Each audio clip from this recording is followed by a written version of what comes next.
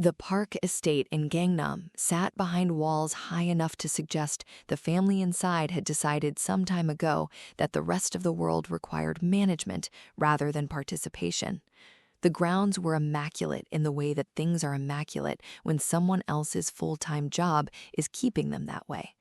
The house itself was the kind of house that made visitors feel simultaneously impressed and slightly ashamed of their own lives. All clean architectural lines and deliberate silence, and the particular weight of old money that had recently become newer and considerably larger money. Jordan Ellis had been in Seoul for exactly 3 weeks when she walked through the service entrance for the first time, carrying one rolling suitcase, a backpack with a broken zipper she had been meaning to fix since October, and the specific energy of someone who had decided to do something before she had fully decided it. 22 hours of travel from Memphis, Tennessee, one acceptance letter from a cultural exchange program, 1 year of saved wages from the sporting goods store where she had worked weekends since she was 16, 2 years of Korean language study that she was about to discover was considerably more useful than she had dared hope. She was 19 years old, she wore basketball shorts, a worn university hoodie 3 sizes too large that had belonged to her older brother before he graduated, and high-top sneakers that had seen better days and several basketball courts. Her natural hair was pulled back in a puff. She had exactly 0 interest in being anyone other than who she was, which was a quality that would turn out to matter considerably in the months ahead. The head housekeeper, Mrs. Choi, was a precise Korean woman in her 50s who had been running this household for 17 years and had seen many things and maintained her composure through all of them. She looked at Jordan when she arrived. She looked at the basketball shorts and the oversized hoodie and the backpack with the broken zipper. She said very evenly, "Welcome, Miss Ellis. Your uniform is in your room." "Thank you," Jordan said, equally evenly. "I'll wear it for work. I brought my own clothes for everything else." Mrs. Cho looked at her for one more moment. Something that was almost respect moved through her expression and then organized itself back into professionalism. "Of course," she said. "Follow me." It was in the corridor between the kitchen and the staff quarters that Jordan saw the framed Forbes cover on the wall. Park Sung-hil, chairman and CEO, one of the 15 wealthiest men in South Korea. Beside him in the photograph, composed and elegant in the way of someone who had been born into one kind of wealth and married into another, Madam Choi In-young, a family of considerable consequence.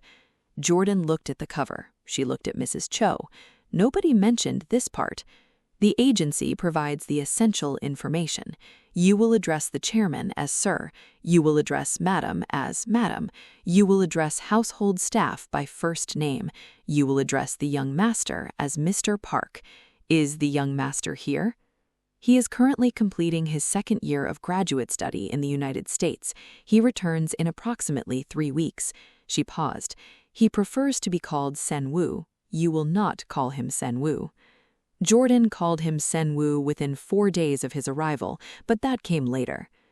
Her duties were organized and manageable: morning kitchen assistance, east wing laundry, general household support as directed by Mrs. Cho, and the library, which she had been assigned to organize and maintain because the previous person responsible had left the cataloging system in a condition that Mrs. Cho described as unfortunate, and Jordan, upon first inspection, would have described using different language. The library was large and beautiful and smelled of old paper and beeswax and had windows that looked over the garden and almost never used. It became immediately and permanently her favorite room in the house. She was in the library on a Thursday afternoon, 3 weeks in, having reorganized the Korean literature section and moved on to architectural history, which had 3 volumes shelved in the wrong order and a supplementary index filed under the wrong decade. She was cross-legged on the floor with 2 stacks of books around her, wearing her own clothes because she was done with her official duties, which meant the basketball shorts were back and the hoodie was back and her puff was slightly lopsided from a morning of work. She had a pencil behind her ear and a running list in a notebook beside her, and she was deeply, productively annoyed at whoever last organized this section. The door opened. She looked up. Park San-woo was 21 years old and had just flown 14 hours and gone directly to the library instead of bed because the library was the only room in the house that had air in it, by which he meant the only room that did not feel like it was waiting for him to perform something. He was Korean, medium height, lean, with the kind of face that rewarded attention, sharp around the jaw and expectedly open around the eyes. He wore a plain white t-shirt and gray sweatpants and had clearly been traveling in them, and he carried a backpack and the specific appearance of someone who had been awake considerably longer than was advisable. He stopped when Jordan saw him. She stopped with a volume of architectural history in each hand. They looked at each other across the library. "You're new," he said, in English. His English was excellent, American accented, the inflection of someone who had spent real time in the United States and paid attention while they were there. "I've been here 3 weeks," she said. "To me, I'm established." He looked at her cross-legged on the floor with the books around her and the notebook and the pencil behind her. He looked at the basketball shorts. He set his bag down on the reading table. "Sun-woo," he said. "Mrs. Cho told me to call you Mr. Park." He looked at the ceiling briefly. "I've asked her to stop telling people that. She keeps telling people that." He looked back at her. "Sun-woo, what's wrong with the architectural history section?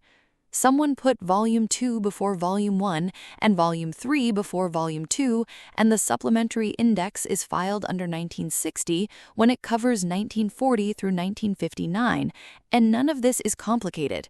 He looked at the shelf behind her. He looked at the floor around her. He sat down against the bookshelf opposite and stretched his legs out and looked at the section with the expression of someone examining a problem he found interesting. "I shelved that section," he said, "last summer." She looked at him. "Why did you put them in the wrong order?" "I was in a hurry. I had a deadline." "Then you should have left them unshelved and come back." He almost smiled. "Probably." He looked at her notebook. "You're making a full catalog?" "The existing one has errors. I'd rather do it correctly than patch something that's already wrong." She turned back to the shelf. "What are you studying?" "Urban planning. Graduate thesis on sustainable housing in rapidly urbanizing Asian cities." He pulled his laptop from his bag and opened it on his knees. "You?" "Communications. Minor in sociology. I deferred my junior year for this program." She shelved a volume in its correct position with a small sound of satisfaction. "The urbanization thesis, does it look at displacement?" He looked up from his laptop. "Yes, secondary displacement particularly." "Why?" "Because that's the part people get wrong. They measure housing units built. They don't measure communities dissolved. Memphis, where I'm from, has been through 4 rounds of development in my lifetime. The unit count goes up every time. The neighborhood I grew up in is not recognizable. Those are both true simultaneously, and most development literature only counts the first one." He looked at her for a moment with the expression of someone who had set out expecting a brief exchange and has just found themselves inside a different conversation entirely.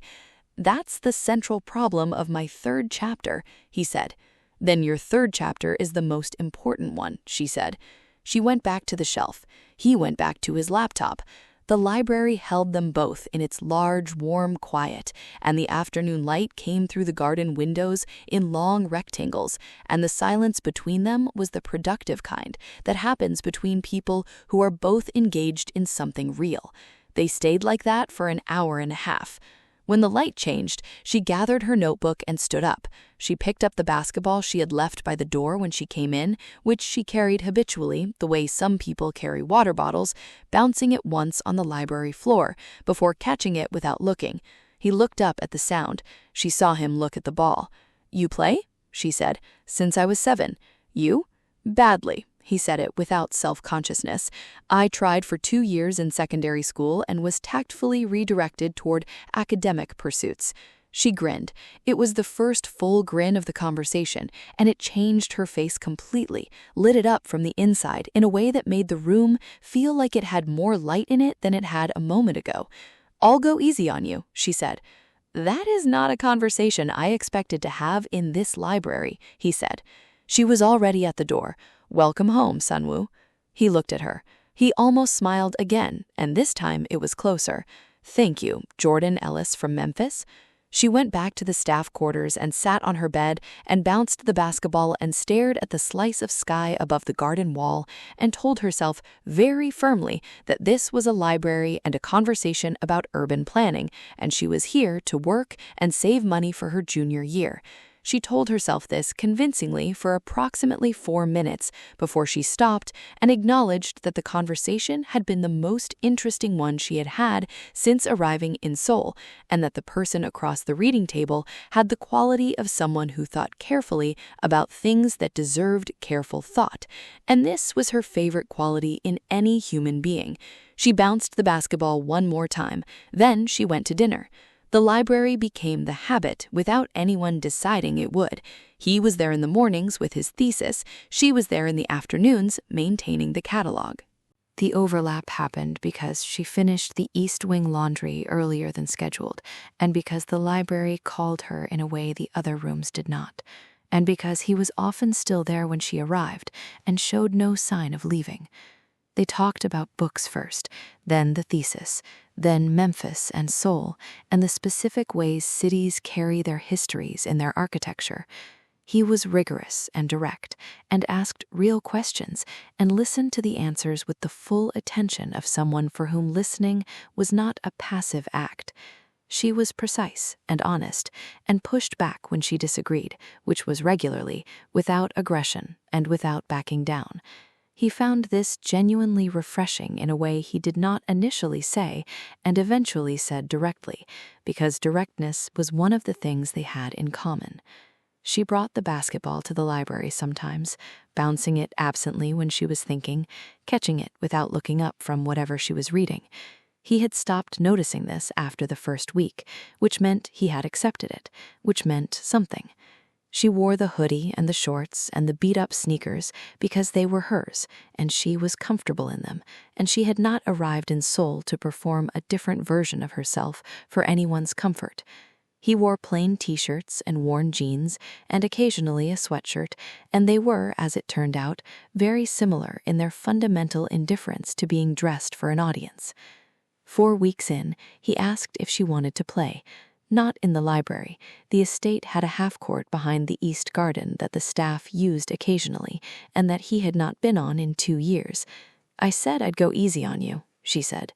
"I've been practicing," he said, "by which I mean I watched 3 hours of instructional videos last night." She laughed. "That's not practicing. It's a form of preparation." It was not preparation. He was, as advertised, genuinely bad at basketball, with the specific badness of someone who understood the theory precisely and whose body had decided not to cooperate with the theory.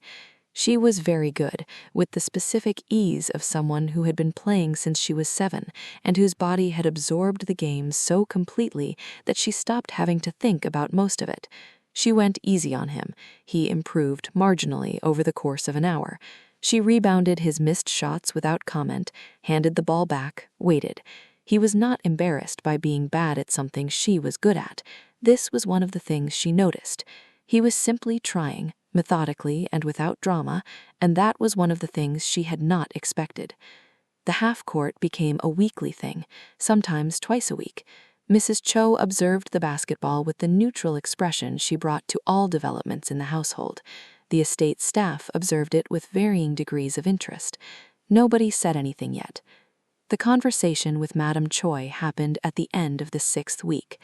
Jordan was not present for it, but she could piece together the shape of it from the way Seon-woo sat in the library afterward, in his chair, not opening his laptop, looking at the middle distance in the particular way of someone who has been told something and is deciding what it means and what he intends to do about it. She sat down. She put the basketball on the floor beside her. "Tell me." He told her.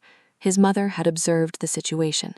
His mother had concerns about appropriateness, about position, about the nature of the arrangement. His mother had used the phrase, "not suitable," which covered both the staff situation and, between the lines, everything else. "She's not entirely wrong about the staff part," she said. "He's not entirely right about everything else. Those are both true." She looked at him. "What are you going to do?" He looked at her in the way she had learned to recognize as the expression he wore when he had already decided something and was about to say it plainly. "I'm going to tell her that I'm 21 years old and I know what I'm doing." He held her gaze. "I need to know what you're doing." "What do you mean?" "I mean that whatever this is, it's real. I know it is, and it is considerably more complicated than it would be if you were not here in this specific capacity and if my family were different people." He paused. "I don't want to make things harder for you than they already are. If you want to maintain distance, I'll understand it. I won't like it, but I'll understand it." Jordan thought about this with the seriousness it deserved. She thought about her mother, who had raised her on the principle that difficulty and impossibility were different categories, and that confusing them was how you missed things worth having. She thought about the library and the half-court, and 6 weeks of real conversation, and the person across from her who listened and meant what he said, and whose face she had been thinking about in the space between conversations for at least 4 of those 6 weeks. "I don't want to maintain distance," she said, "but I need you to understand what you're taking on if you push back on your family about this." "I understand." "I don't think you fully do," she said carefully, "not because you're naive." Because you haven't had to think about the specific kind of complicated that comes from being who I am in a house like this with a family like yours. I have been thinking about it since your mother's name came up on my assignment. He was quiet, listening. "Tell me," he said, which was what she had said to him 20 minutes earlier. She told him about the specific weight of being a young Black American woman in a Korean household of this particular consequence, about the particular kind of visibility that came with being both an outsider and a staff member and a person of interest in the family's calculations, about the fact that she could not afford, professionally or personally, to be the girl who made the young master of a billionaire household the subject of a scandal, about the fact that she had a junior year to return to and a mother who was expecting her home in 10 months and a life that existed outside the walls of this estate and was not going to wait indefinitely. He listened to all of it, without interrupting and without making it smaller. When she was done, he said, "That's all real, every part of it." He paused. "And I'm saying that knowing all of it, I would rather try to figure it out with you than not try because it's complicated." She looked at him for a long time. "Okay," she said. "Then we're careful, we're honest, and when it gets hard, we talk about it instead of around it." "Yes," he said. "And I go home in 10 months, and we deal with that when we get to it." "Yes." She picked up the basketball. She bounced it once. She looked at him. "You're still terrible at basketball." Something broke open in his face and became a real smile, a full one, the kind she had been working toward for 6 weeks without entirely admitting she was working toward it. "I'm improving," he said. "Marginally," she said. The month that followed had the texture of something being built carefully between 2 people who were both paying close attention. It also had the texture of something being watched by people who were paying their own attention, which was a different kind of tension. Madam Choi observed. Mrs. Choi observed. The chairman, when he was present, observed in the way of someone who had made no pronouncement and was not ready to make one. The library continued. The half-court continued. They had a rule, which was their rule, which was that the library was a place of honesty, and they would not bring performances of normalcy into it. Inside the library, they were who they were. Outside it, they were more careful, more professional, the particular restraint of people who understood the situation they were in.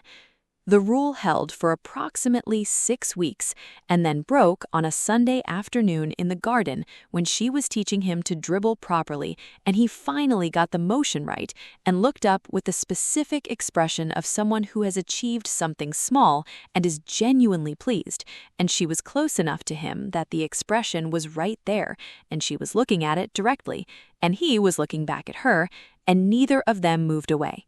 He kissed her. Or she moved first. Afterward, neither of them was certain who it was because it was the kind of moment that didn't have a clear instigator, only the momentum of something that had been building toward itself for 8 weeks. It was brief and certain and real, and neither of them said anything for a moment afterward. Then, from the direction of the garden doorway, a sound.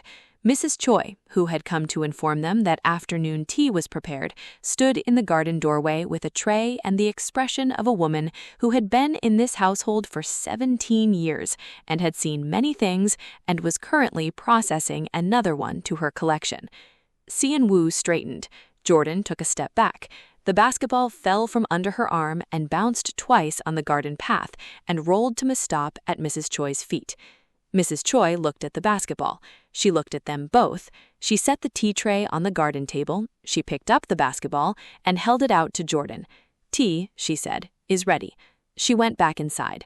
The silence she left behind lasted approximately 5 seconds. Then Jordan covered her face with both hands. "That was Mrs. Choi," she said. "Yes," he said. "Mrs. Choi just watched us." "Yes." "In the garden." "Yes." She dropped her hands. She looked at him. Despite everything, despite the alarm and the complication and the very real implications of what had just happened, something in his expression was so specifically trying not to be amused that she started laughing. Not a small laugh, a real one, the full-bodied kind, and he followed a moment later, and they stood in the garden laughing at the situation with the helpless quality of people who have been caught being completely themselves and cannot entirely regret it. The conversation with Madame Choi happened the next morning. Jordan attended it with her spine straight and her hands still, and the full intention of being exactly who she was in that room. The conversation was in Madame Choi's sitting room, beautiful and deliberate, and designed to establish context. "Mrs. Cho informed me of what she observed," Madame Choi said. Jordan did not look away. "Yes, madam. You understand why this is a significant concern. I understand why you see it as one." Jordan paused. "I also want to be honest with you, because I think that's what you're actually asking for. What you saw was real. It's been real for a while. Seon-woo knows what he's doing. I know what I'm doing. We have talked about the complications honestly, and we are not pretending they don't exist." Madame Choi studied her. "You are very direct. I was raised to be. By my mother. She's a high school teacher in Memphis. She raised me and my brother on one salary and a great deal of principle." Jordan met her gaze steadily. "She taught me that difficult things and impossible things are different categories, and that confusing them is how you miss things worth having." Something moved in Madame Choi's expression that was very controlled and very real. "My son," she said carefully, "has not looked like himself since he came home. He looks," she paused, "he looks like someone who is interested in his life again. He's brilliant," Jordan said simply. "His thesis is brilliant. He should look interested." "It is not the thesis I am referring to." A small silence. "I know," Jordan said. Madame Choi stood. She walked to the window and stood looking at the garden for a moment, at the half-court behind the east garden where she had watched, on 3 separate occasions, her son improve marginally at basketball. Then she said, "You leave in 8 months. Yes. And your intentions?" "To be honest about what this is and what it requires, and to figure out the distance problem when we get to it instead of before." Jordan paused. "I am not here to cause problems for your family or for Seon-woo. I am here because I am, and what happened happened because it was real, and I think you know the difference between real things and convenient things." Madame Choi turned from the window. She looked at Jordan for a long moment. "Mrs. Cho's discretion can be relied upon," she said. "The situation remains complex. I have not changed my position on the complexity." She paused. "But I am listening. That is what I can offer you at present." Jordan nodded. "That's more than I expected," she said honestly. "Thank you, madam." Madam Choi looked at her. She said, "You can go." And then, very quietly, with the specific tone of someone saying something they have decided to say, despite several reasons not to, "That basketball needs replacing. The grip is worn. I will ask someone to order a new one." Jordan looked at her. She said, "Thank you." She meant it. The chairman's engagement with the situation came through Seonwoo's thesis, the academic conference in Seoul in the 8th month. Seonwoo presenting work that was original and rigorous and argued with a groundedness that his father had not expected. The Atlanta case study, the section that made the whole argument land, that came from 60 hours of conversation with a 19-year-old from Memphis who grew up watching her neighborhood change under 4 rounds of development and had thoughts on all of them. The chairman came to the conference because he attended all things connected to the family's reputation, and the thesis represented the family's investment in Seonwoo's academic career.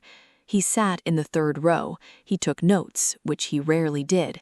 Afterward, at the reception, he found himself beside his son and asked where the Atlanta material had come from, the specificity of it, the lived quality of the data. The chairman looked across the reception room to where Jordan stood talking to one of Seonwoo's professors. She was in an actual dress, the only one she owned, which she had pressed carefully that morning and wore with the high-top sneakers because she had not brought formal shoes to Seoul and was not apologizing for it. She was following the academic conversation with the full attention she brought to things she found interesting, and pushing back, she could see from her body language, on something the professor had said, and the professor was listening. She was 19 years old, and she was comfortable in that room, and she had the specific quality of someone who had been taught that rooms do not have the right to make you small. She watched her for a moment. He said nothing that evening. The conversation with Seonwoo happened 2 weeks later. The chairman came to the library, which was unusual, and sat in the chair that Jordan occupied every afternoon without knowing it was hers, and asked Seonwoo to sit.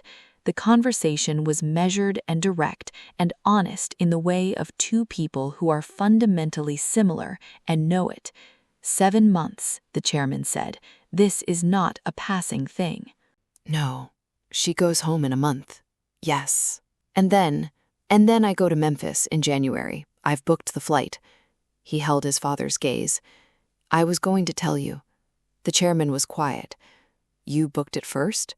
Yes. That's a habit you have. I know. I get it from you. The chairman looked at his son. He had not expected that.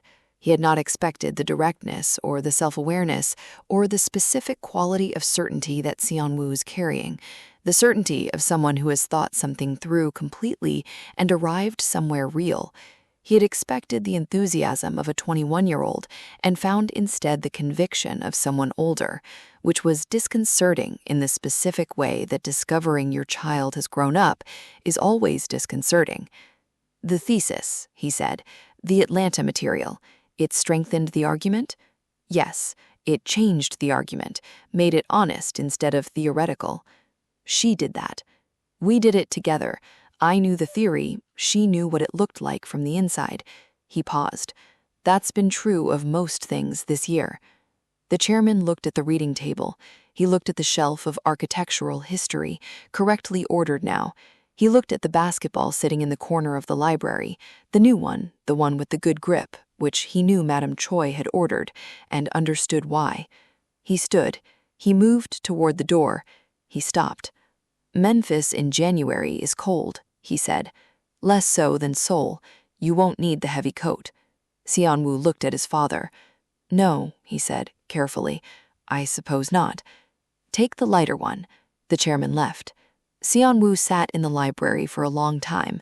When Jordan arrived at 2 with her notebook and her new basketball, and the comfortable assumption of the reading table, she found him still there, looking at the door his father had just walked through, with the expression of someone who has just received something they needed and is not entirely sure what to do with the receiving of it. She sat down. She looked at him. What happened? He told her. All of it, accurately. She listened without interrupting. When he was finished, she was quiet for a moment. "He told you what coat to pack," she said. "Yes. That's Korean, Dad, for 'I'm not going to stop you.'" He looked at her. "Yes," he said. "I think that's exactly what it was." She picked up the basketball. She bounced it once. She set it back down. "Okay," she said. She opened her notebook. "Now, let me tell you about the error I found in the East Wing household catalog, because someone has been filing the annual inventories under the wrong year, and it goes back further than you want to know." He laughed. A real one. She looked up from her notebook and looked at him laughing, and felt the specific warmth of someone watching a person they care about being entirely themselves, which was the warmth she had been feeling for several months and stopped trying to not feel some time ago. The week before her departure, the house had the quality of something changing. Mrs. Choi pressed an envelope in her hands at breakfast on her last Thursday. Jordan opened it that evening and found a letter of reference that was written with a precision and warmth that she read 3 times, and a small handwritten note on separate paper that said simply, "The grip on the new ball is better. You can tell the difference when you're playing. Mrs. Choi." Jordan sat with that for a long time. The morning of her departure, Seon-woo drove her to the airport in the car he had borrowed from the estate because his driver made him feel like he was being transported rather than going somewhere, and he wanted to go somewhere. They talked the whole way, which was not what she had expected. She had expected the weighted silence of departure, but instead they talked about his thesis defense in April and the conference he'd been invited to in Singapore, and whether she'd started looking at communications internships for the summer, and the fact that Memphis in January meant she should tell him what to pack because his baseline temperature calibration was wrong for American winters. At the departure gate, she turned to him. She was wearing the hoodie, the backpack with the broken zipper, which was still broken. The basketball was in the checked bag because she was not leaving Seoul without it. "The zipper," he said. "I'll fix it when I get home." "You said that in October." "I'll fix it when I get home," she repeated firmly. He looked at her. "January," he said. "January, Memphis." She paused. "My mother is going to ask you a lot of questions. I'm aware. She will not be subtle about any of them." "Good. I prefer direct questions." He held her gaze. "I have been preparing." "By watching instructional videos?" "By actually preparing," he said. "I've been preparing for this since August." She looked at him. 19 years old, and a library, and 10 months, and a reading table, and 60 hours of thesis conversations, and a basketball court, and the specific warmth of someone who had paid attention the whole time without performing it. She picked up her bag. "Seon-woo, I know. I'll call when you land." "I know you well." She was already turning toward the gate. "Work on your dribbling." "I have been working on my dribbling." "I know. It's getting marginally less terrible." She walked through the gate. She did not look back because she had learned that looking back at airports made departure harder, and she needed to be functional for 19 hours of travel. She did not need to look back. She knew exactly what expression he was wearing. She was right. He stood at the gate for a moment after she disappeared, with the expression of a man who has sent something forward and is entirely certain about the direction he is going. Then he walked back through the airport and drove home. The chairman was in his study when Seon-woo came through. He looked up. "Safe journey?" "She just left." The chairman nodded. He returned to his papers. A moment passed. "Your mother," he said, without looking up, "has been looking at flights to Memphis in March." Seon-woo stopped in the hallway. He stood there for a moment. "March," he said. "After the worst of the winter." The chairman turned a page. "She mentioned wanting to meet the woman who fixed the architectural history section. Apparently it had been bothering her for years." Seon-woo stood in the hallway of his family home and said nothing for a moment. Then he said, "She'll like Memphis." "I imagine so." The chairman did not look up. "Dinner is at 7. Seon-woo went to his room. He sat at his desk and opened his thesis and found the acknowledgement section and read what he had written and decided it was still not enough and rewrote it again. He had rewritten it 4 times. This version was the most honest one yet. In Memphis, Tennessee, 19 hours later, Jordan Ellis came through her own front door with the rolling suitcase and the backpack with the broken zipper and the basketball in a bag, and found her mother in the kitchen and the house smelling exactly like the house always smelled, and stood in the hallway and felt both entirely home and entirely aware of the distance between here and Seoul. Her mother came out and looked at her in the way of a woman who had been reading her daughter's face for 19 years. "Tell me," she said. They sat at the kitchen table. Jordan told her everything. Her mother listened with the full attention she brought to everything her children told her, without interrupting, without having an opinion before the story was finished. When Jordan was done, her mother was quiet for a moment. "He's coming in January," Jordan said. "To meet me." "Yes." "And his parents?" Jordan looked at her. "His mother is looking at flights in March." Her mother looked back. Something moved in her expression that was the particular quality of a mother who has raised her son to be exactly who he is, and was watching evidence of that in real time.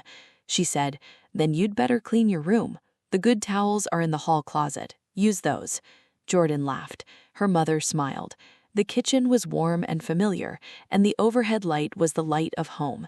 And in January, a 21-year-old from Seoul, who was still bad at basketball and had booked the flight before telling his parents, was going to walk through the door at the end of this street and meet this woman and see this kitchen and understand the other half of who Jordan Ellis was. She took out her phone. A message was already waiting. "Landed?" "Not yet," she replied. "Still in the kitchen. My mother makes me eat before anything else." 3 seconds. "Smart woman." She smiled. "You don't know the half of it," she typed.